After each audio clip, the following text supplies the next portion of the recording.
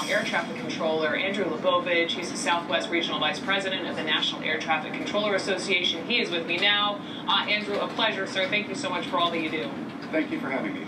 I was just talking to a federal employee on Friday who told me he felt used through this whole process.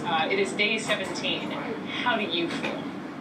Well, the men and women that we represent, nearly 20,000 aviation safety professionals, are diligently working through this shutdown to be guardians of our skies, and they have the uncertainty of not knowing when their next paycheck is arriving. I mean, the shutdown to us is unacceptable and it needs to end. We're talking about our nation's airports, right? And this is where your expertise lies, and all these people who you represent. Can you help explain to us how detrimental this could be to our security and our safety? Well, first off is just the immediate human toll that this shutdown engenders. We have safety professionals who need to be hyper-focused on performing the work they do every day, and the angst is becoming palpable. And they are living with a fear and uncertainty of when their next paycheck is, and they're having to have those difficult conversations with their families on how they are going to get through these very tumultuous times. Beyond that, of course, that's excruciating for them, but in terms of the safety issue that I asked you about, I mean, what if TSA workers, air traffic control folks just decide not to show up to work for a chunk of time because they need to put, meals on the table and pay for their child's tuition? What does that mean for all of us?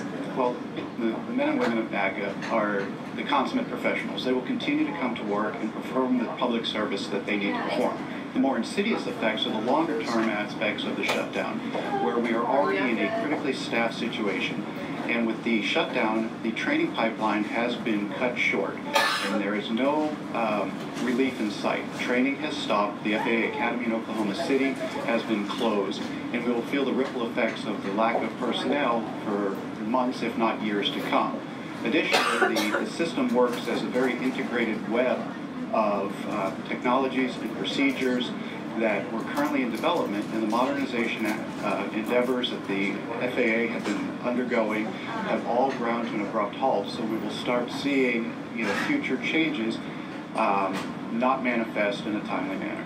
So last question, Andrew, and you're obviously full of, what the air industry is up to, but what is the one thing? Day 17, what is the one thing that keeps you up at night over all of this?